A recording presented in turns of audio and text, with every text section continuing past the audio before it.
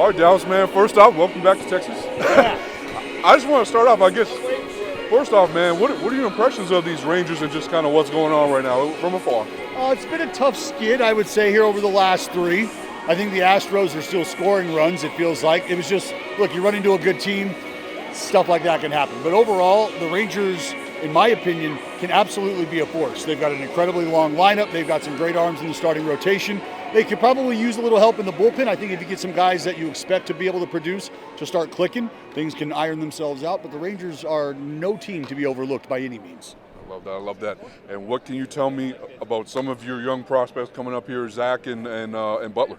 We got some studs. I mean, it doesn't stop there. We got Tyler Soderstrom as well. But watching Zach Geloff come up and get his career started really on a historical streak, that's been fun to watch. Lawrence Butler, I mean, if the dude hits the ball any harder, I'm going to lose my eardrums because it's really, really loud every time he barrels the ball up. His first big league hit was a 110-mile-an-hour bolt to left center the other way. He's extremely athletic, so these guys have been a joy to watch. The energy level has really been brought up because of the excitement that they play the game with. It's been a ton of fun. And I know you've probably been asked this a lot recently, but just the whole situation with the A's, how has that been for you, and how are you navigating it as far as the future of where the team is and all things like that? I keep the horse blinders on. I'm in no position to make decisions, which in my opinion means my opinion doesn't mean much either. So I show up to the ballpark. I enjoy what I'm watching happen in terms of the work from the young guys that we just talked about. And because I can't control anything else, I really don't focus on the things that I can't control. But I seen you in the fan vlog videos. I know the fans really embrace you. What does that mean? Well, that means, it means the world to me. I appreciate the fans' passion, whether it's Oakland A's fans, baseball fans in general. But I think the A's fans know where my heart lies. They understand that, I grew up a fan. They know that I'm one of them. I get it. But again, at the end of the day, that's business, and that's a conversation that I think I draw a line on because all I can do is talk about the game of baseball. That's what I know. And we talked about those prospects. Who excites you the most, I guess, on the A's right now? Well, I think that'd be a tough answer to give you because there's so many things that you can be excited about, right? Like whether it's the raw power from guys like Tyler Soderstrom or Lawrence Butler and his athleticism on top of the power, or it's Zach Geloff, who probably has one of the better well-rounded games for a rookie coming up. There's so many things that you can look at and go, that's going to be fun to watch for a long time. And it's either going to be Soderstrom or Butler or Geloff, and there's guys in the wings as well. I mean, we've watched Nick Allen turn himself into a dynamite big league shortstop. The bat's starting to come along, so watching progression like that has been super fun.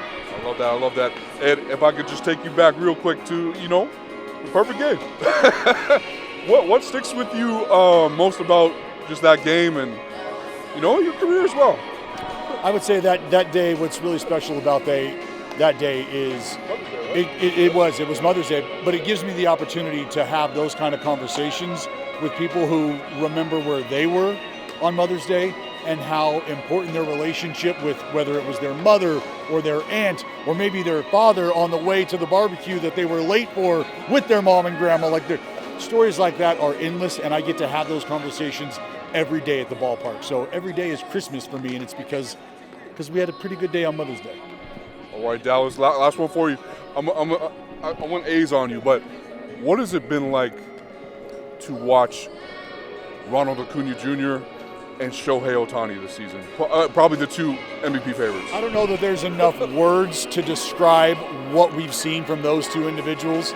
And look, I know you talk a lot about Ronald Acuna Jr. and his MVP candidacy. There's some other guys in the National League, right? A couple of guys on the same team, and Freddie Freeman and Mookie Betts, who are knocking on that MVP door as well. So that's going to be a hell of a race to watch play out.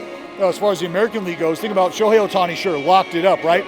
But the race last year had a lot to do with Aaron Judge and what his team was doing and where he was taking his team and how important he was.